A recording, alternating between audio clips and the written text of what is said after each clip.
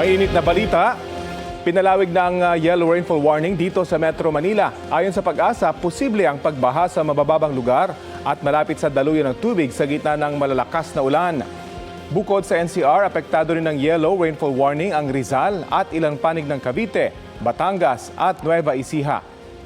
Mas malakas na orange rainfall warning naman sa Pampanga, Tarlac, Bulacan at ilang bahagi ng Bataan at ng Nueva Ecija.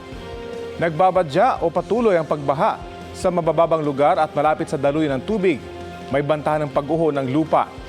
Isinailalim naman sa pinakamatinding red rainfall warning ang Zambales at ilang panig ng Bataan.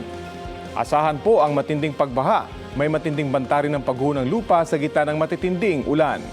Tatagal ang red, orange at yellow rainfall warnings hanggang mamayang 2:00 ng hapon.